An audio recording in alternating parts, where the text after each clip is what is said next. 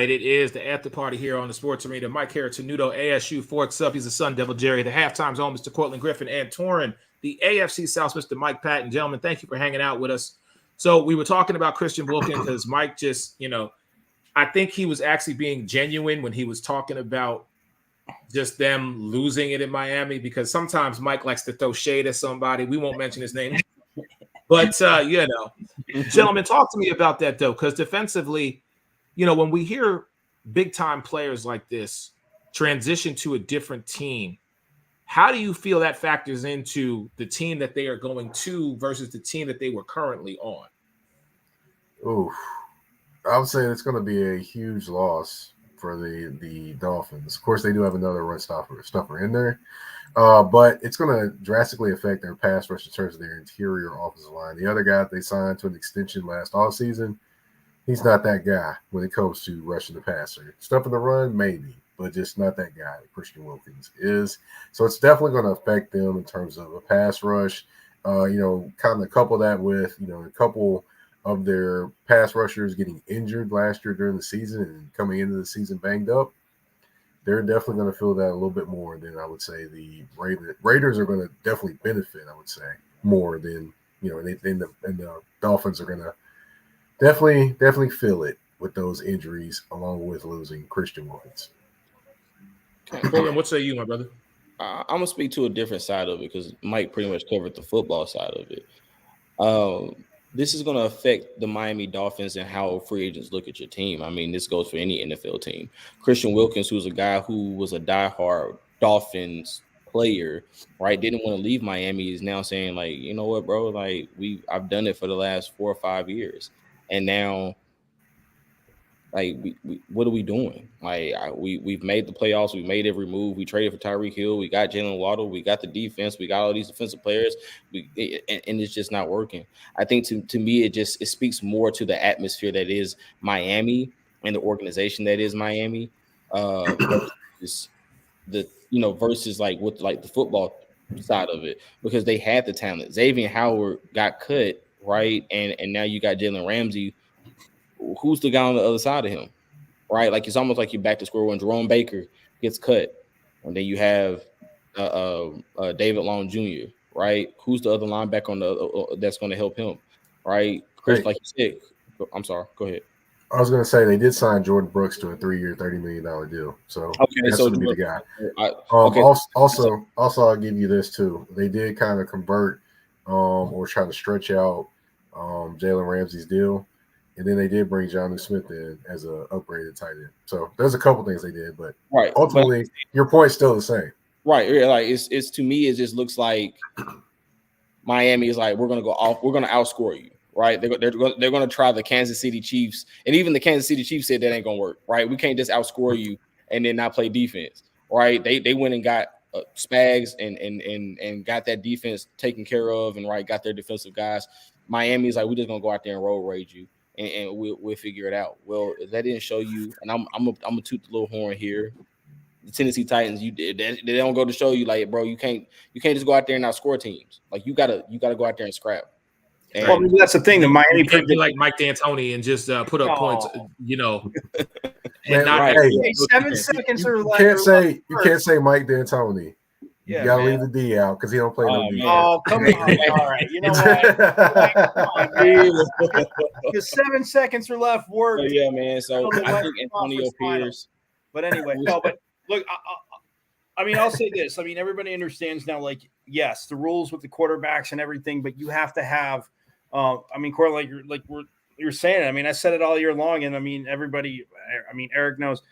The defensive side of the ball has always been my side of the ball. The crap rules for the offense. No, I don't believe you should be able to, rip a receiver's jersey the whole way down the field, then let it go. Like back in the old days, I understand there has to be some semblance, but me barely like touching Eric with my finger, barely like sneezing near his direction and getting a flag defensively is a freaking joke. But for Miami, they proved last year, and I said it, they're a middle of the road. They're an above average team. They're right below that first tier because the teams that weren't that good. I mean, okay, look, take away the 70 they put up against Denver. That was their best game.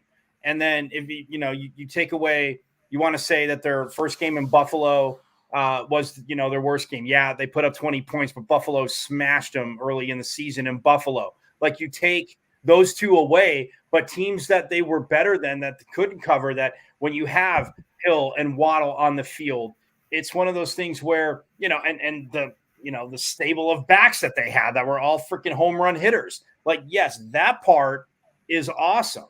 So, like, but you're above average, to your point. Yes, if you can't make those plays defensively, and losing a guy like Wilkins, I was like, damn. I was like, I know they didn't want to franchise him, and I thought, okay, they're probably when you hear that, I hear, okay. When I hear they're not franchising him, I'm like, okay, they're working behind the scenes to kind of get a good deal for him, maybe a few extra years, because look, they got to sign Tua after next year. I mean, he's on a rookie deal, but they were trying to probably work out all the money and maybe wanted him to come down a little bit.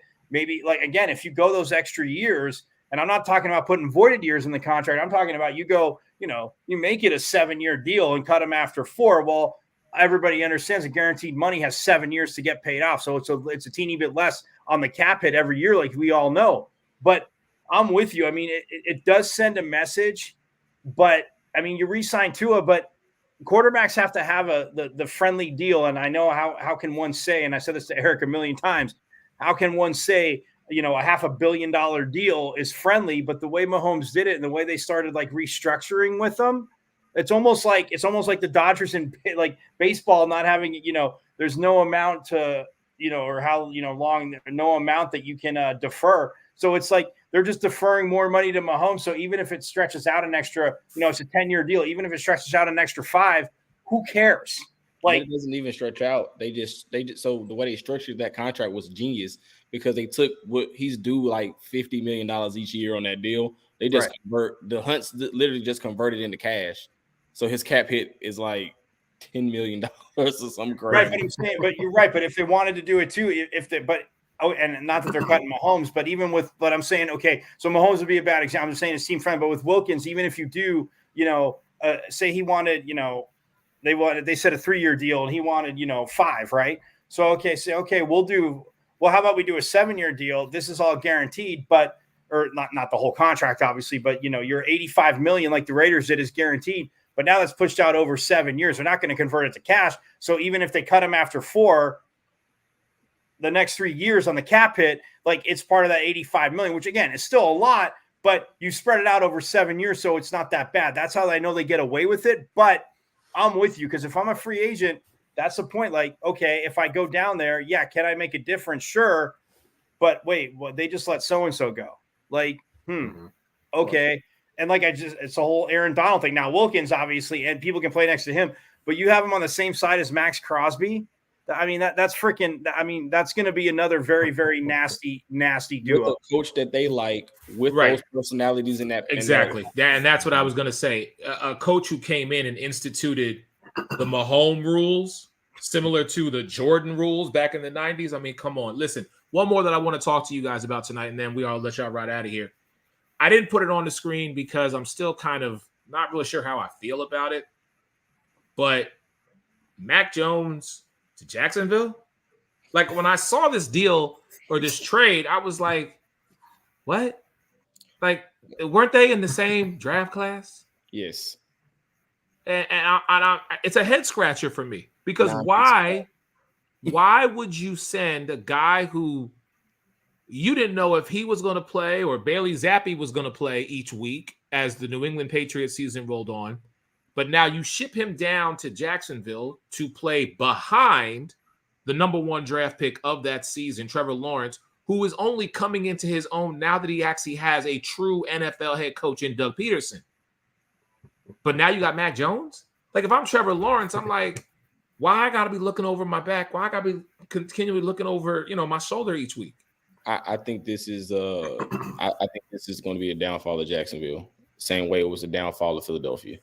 Like, it was, like Dougie P had Carson Wentz, then he went and got Nick Foles, and you see, oh, well, it's a statue of not Carson, not the guy who was going to be the MVP that year if he didn't get hurt, but him and Nick Foles, right? Like, so I think Dougie P is now starting to. I think the first 2 years were kind of Like, hey y'all, like I'm Dougie P, y'all, like I'm y'all friend. You know what I mean? Like I'm gonna come in here. We're gonna get T-Law ready.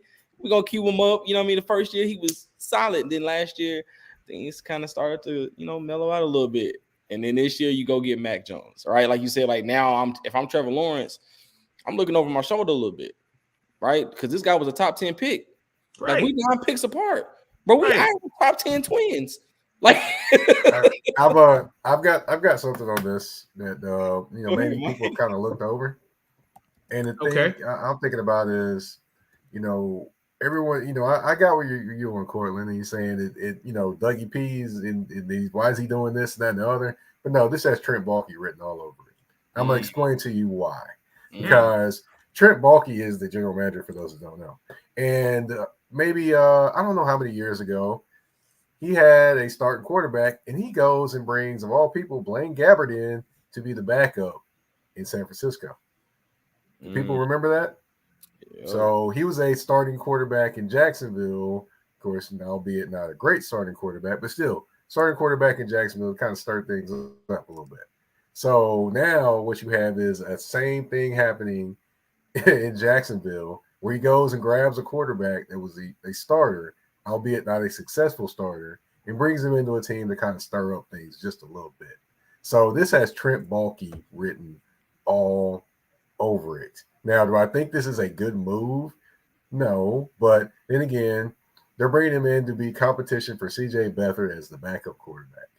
And honestly, he's on a rookie salary, and it is what it is at that point. So basically, you have C.J. Beathard and him competing for the backup job. I don't think, Trevor Lawrence has got anything to really worry about. I think C.J. Beathard might have something to worry about, because if he actually plays well, they're going to keep the guy that's the cheaper guy as the backup. So that's the only thing I can say on that one.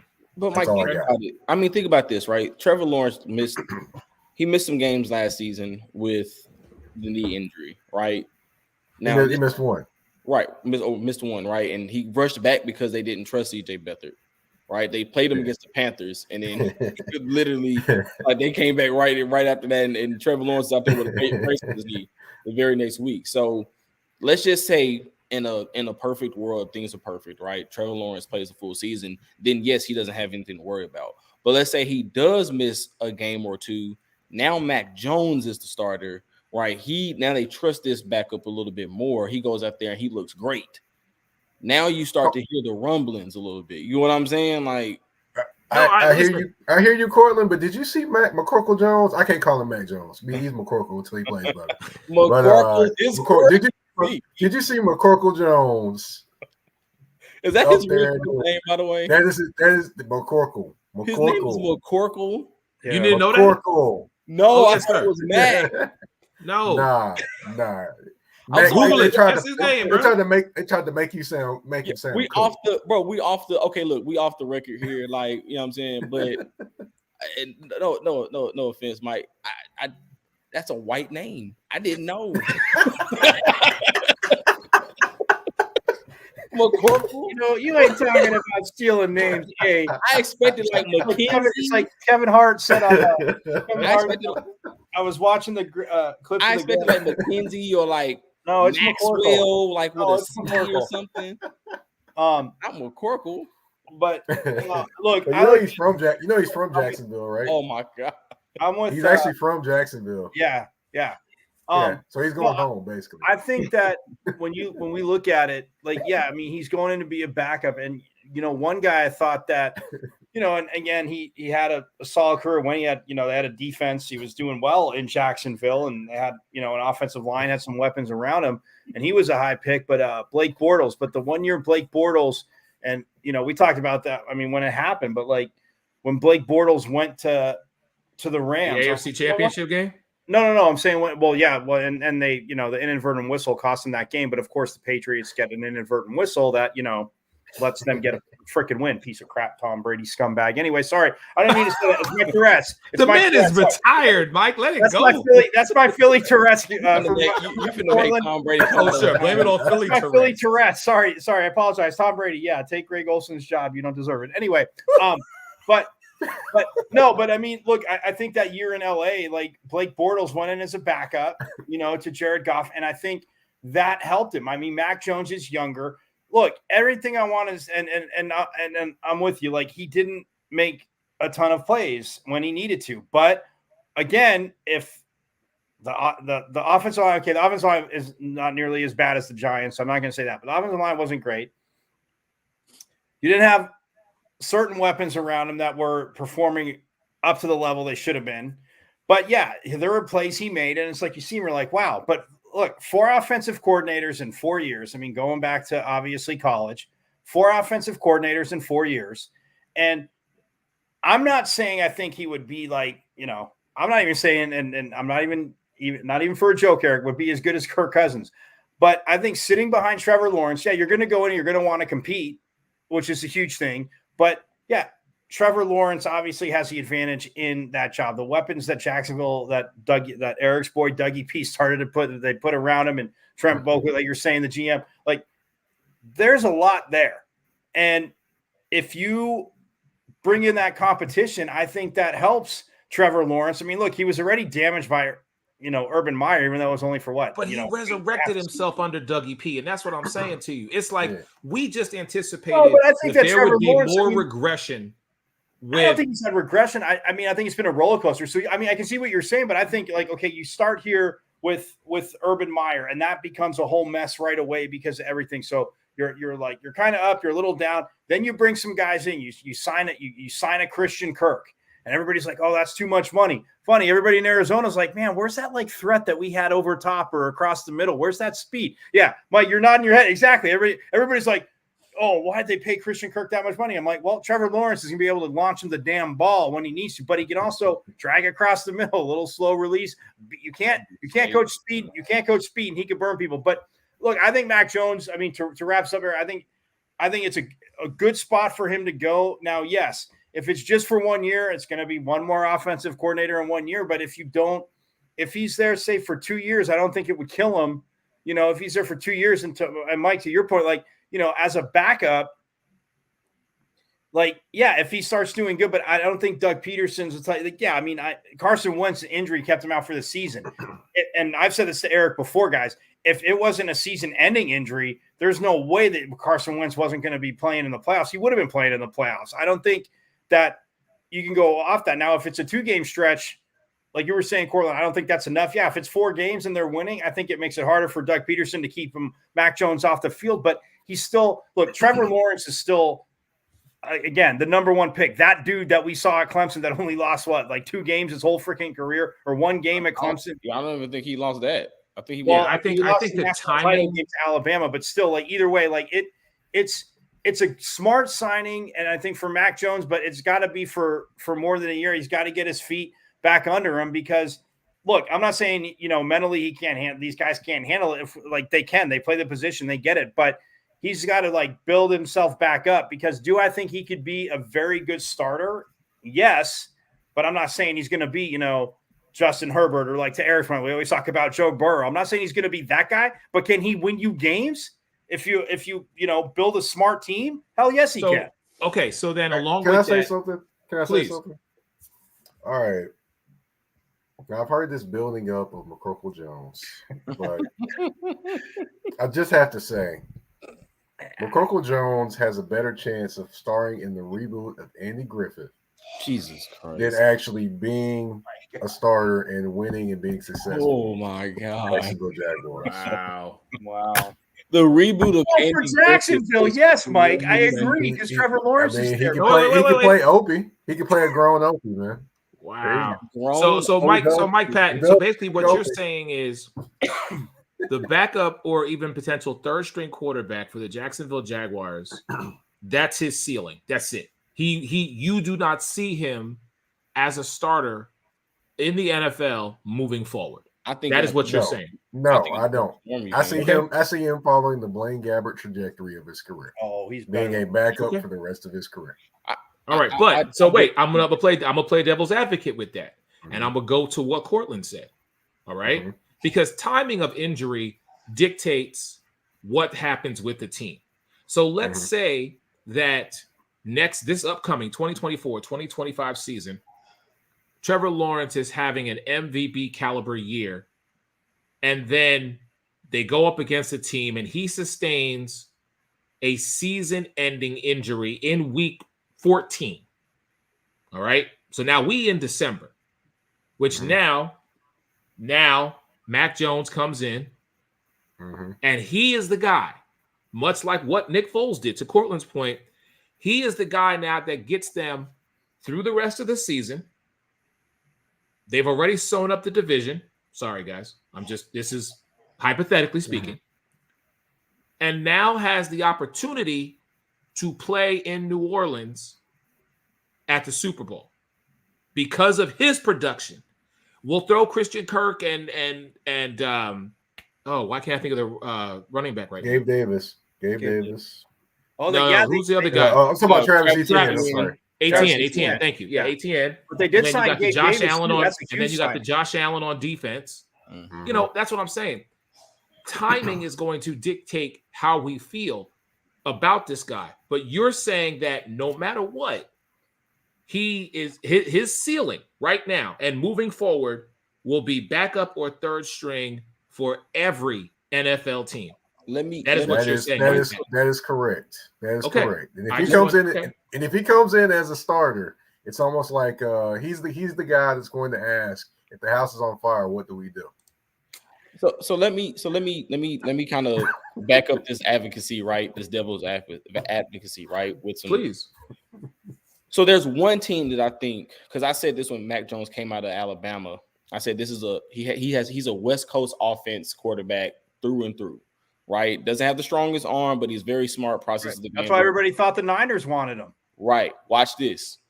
You know who else is a Shanahan? You know who else is a Shanahan disciple? One Sean McVay.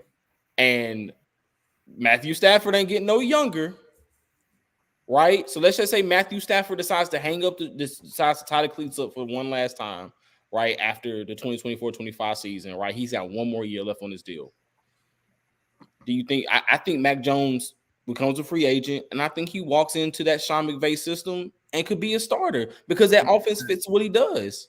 And if McVay stays because the running back, Kyron Williams. Yeah, Kyron Williams, who, I mean, literally, like, and again, Kyron Williams, you got Puka Nacua. And then here's the crazy thing. Right, Kyron Williams, the way he busted out against the Cardinals, and then like that first game, and then the rest of the season last year. I know he missed like 1 or 2 games for injury, Cortland, but again, that's a situation that you have McVay there. You know, you have a guy like Kyron Williams, and you can bring a guy like Matt. But Mike, to the point is, you can bring Mac Jones in for the cheap. But the West Coast offense under McVay with the running game, because people said, "Oh, well, that's why Jared Goff went to a Super Bowl." Well, Jared Goff almost got back to another Super Bowl, and again, talented. I'm not saying Mac, in your eyes, McCorkle has the skill set of a Jared Goff, but I'm with Cortland on that. Like, I watch this. He had his most. The Niners didn't take him, and I don't know if it was and it wasn't like an argument, but like again. And I think Trey Lance can be very good too. I just think that when you get banged up and somebody else comes in, like we've said, it makes it hard to get that spot back and where you were drafted. But the fact they traded up and didn't take Mac Jones there, when, to Cortland's point, I'm like, man, that's a West Coast offense, dude. What do the Niners do? They run the ball. This is before McCaffrey.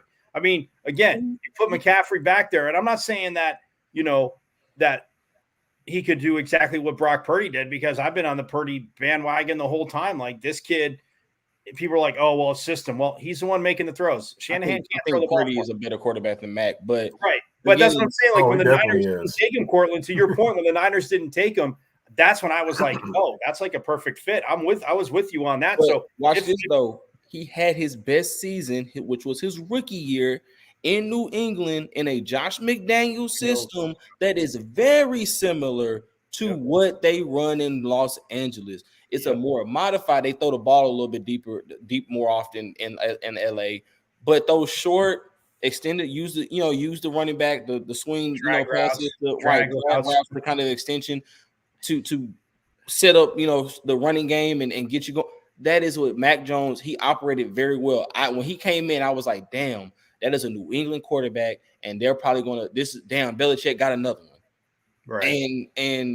And it's after that you get Matt Patricia, offensive coordinator. Ain't nobody know now. Don't nobody know. Everybody know that Matt Patricia ain't never called no offensive plays, not a damn day in his life. And I don't know why he thought that was a good idea to pick that. But Because he understood what the defense wanted to do. He was looking out for his boy. He was looking out for his boy. As my uncle would say, let me get you this check, Mr. Patricia. Exactly. That's exactly what happened. Hey, gentlemen, this has been amazing. Thank you so much. I want to give each of you an opportunity to promote yourself before we get out of here tonight. I'm going to start with the halftime zone, Mr. Cortland Griffin, and then Mr. Patton, and then, of course, my brother, Mr. Kara Tenuto. But please, gentlemen, let everybody know where they can find you. As you can see right here at DC Griffey on X, you can also find me at that same tag on Instagram. Also follow me on the 3-point conversion. All my draft profiles are dropping. So far, we're now starting on the NFC East. So the Commanders should be up soon, and then the Giants will be coming, and then the Philadelphia Eagles, of course, and then the Dallas Cowboys, and then we'll be moving on to the AFC East, so on and so forth. So and then of course in April, check me out. We'll be covering the NFL draft, so we'll be there, and we'll be bringing you some analytics from there as well. So just follow me. You know what I'm saying? I'm moving on up, trying to get this hype train going behind my name, but bear with me. All right, of course, I'm Mike Patton. You can find me on the artist formerly known as Twitter. Yeah, I don't call it Twitter or X or none of that. No, I'm gonna call it the artist formerly known as Twitter. At Mike Patton 82. That's MikePaton 82 on there. Of course, you can find me on Threads at that's THA, not THE _general_MP. And of course, you can find me hosting Touring the AFC South, which is available on YouTube as well as Spotify, Apple Podcast, iHeartRadio, Amazon Music, you name it, we are there. Thank you for having me on. Oh, yes, forks up. I am a Sun Devil, Jerry. And, Rashad White in Tampa, too. And, yes, I appreciate Cortland Griffin saying the NFC East and saving the best team for last, the Dallas Cowboys. Thank you, Cortland Griffin. I just had to get that before Eric beats me up. But anyway, at Diablo00, and I do I kind of phrase it like that. The artist formerly known, or X, the artist formerly known as Twitter, is where you can find me. Pitchfork Lunch every day, 12 to 1. We talk, everything Sun Devils, 2 more championship trophies in the huge championship case of the Conference of Champions, which, yes, I'll say it now for Mike Patton, it seems to be the Pac-2, which hurts my feelings every time he does it. But check it out every day, 12 to 1. And of course, hanging out with my best friend, Philadelphia Eagles fan. It is tough, man, to say that. Monday nights on the Sports Arena and any overtime we can think of, just to talk more Cowboys Eagles, because, well, now that Saquon signed with the Eagles, let's be honest, there's only 2 teams that matter in the NFC East. There was only 2 teams that ever only mattered in the NFC East. Okay, let me just go and say that right now. It's always been Eagles, Cowboys. And listen, I say I have 9 Dallas Cowboy fans that I love, honor, and respect. Let me be very clear. Mike Tenuto is my numero uno. That's my brother of 18 years, man. Like I said, his only flaw in life is that he cheers for that team in Texas, not named the Texans. But y'all already know what it is. Monday nights, 10 p.m. Eastern, part of the NGBN TV network. And, of course, all my social medias at Twitter, X, whatever you want to call it, and Instagram. It's at Eric Wilson TV. LinkedIn, I think it's the same. Facebook, YouTube. Y'all already know how to find me. As I always say, I ain't a hard man to find. Thank you to everybody who's been rocking with us, joining with us, man. We just have such a great time. I look forward to having the brothers back. I know in April, once the league opens up, I know Cortland's going to have a lot to talk about with regards to the WNBA because, hey, I think this is going to be the year, like we talk about organizations truly on the come up. I think this is the year that the WNBA truly evolves into a top major sport just because of the talent that is going to be out there. I know we don't have enough time to talk about the LSU-SC scuffle. I do want to get into that with my brothers. Hopefully this week we can have that conversation. I think there's a lot to digest there, but I didn't want to take away from free agency because, listen, between now and March 13th at 4 p.m., more talk is going to happen. So for all of us, the halftime show's on Cortland Griffin, touring the AFC South with Mike Patton. And Mike, real quick, shout out to you, Mike Patton. I see what you're doing this month for Women's History Month, man. Much love on that one, brother. That is a huge, huge thing, man. And you need your flowers for that, because I know you put a lot of work into the organization and the dedication of making sure that we support our women, especially every month, but especially this month, man. So my flowers to you. Cortland, I always say this to you, whether it be on screen or off screen, man. 2 years ago, I never knew who Cortland Griffin was. And now 2 years later, you have evolved to such a status, man. Don't ever shortchange yourself or whatever you do, because you are truly on the come up. The 3-point conversion, Raphael Hines is extremely fortunate and blessed to have you. To my brother of 18 years, who continually likes to show me up, because now this brother went from 1 show to 3 shows, and now is doing a daily show, which is forcing me to get out of my comfort zone and being like, well, hold up, Mike's doing 5 shows. Why can't I do 5 shows? You know what I'm saying? So it's one of the things. The blessings to everybody. Let's love to everybody rocking with us. We will be back next Monday night. We'll probably be back throughout the week, because free agency is a great week. But Cortland, keep it on your calendar, man. April 16th or 17th, either the day after or 2 days after the WNBA draft, man. We need to do a show and start talking about Caitlin Clark, Aaliyah Boston, the Las Vegas Aces, and we need to start talking W, man, because it's going to be something special. And I will say this to And you. the champs, the Phoenix Mercury. Can we talk about Lexi Brown shooting that pretty 3-point shot for the Sparks? Oh, yeah. Please? We can talk about it, but I'm telling you, there's only Who are one. they? Who are they? There's only one team in the West. 3-point Don't queen. start that We'll one, talk man. about this Don't start that, won't be done. MVP run she finna go on in Oh, 2024. okay. All Nah, right. the Sparks will be. Let the me Sparks will be just the- let me be just the let me one to just come up squash all that real right quick. now and say this. The only reason why this woman ain't playing right now is because she chooses not to play. Because the prettiest 3-point shot goes to Miss Allie Quigley, number 14, married to the point god that is Courtney Vandersloot. And Courtney, congratulations to you on your endorsement with New Balance. Saw that the other day. That's huge. But hey, I'm telling you, we all need to be rocking orange jerseys come May. That's all I'm saying. We all need to. Oh, but I'm anyhow, gonna go get my WNBA hoodie. I gotta see if I can talk to Lexi and see if I can get a Sparks jersey. Sparks Yeah, jersey. yeah, I know. Good luck finding them. Yeah. It's not a Mercury jersey. Sparks jerseys aren't hard to get. Oh, Oh, okay then. All right. I'm trying to get me that new when we Kalia though. give I'm me telling all you right the now. business, I'm gonna get me that. I'm gonna get me that new Kalia copper. That purple and orange gonna look good right here. You know, I feel me on that one. All right, y'all. We out of here. Much love to everybody. We will talk to y'all soon. Everybody stay blessed. Peace.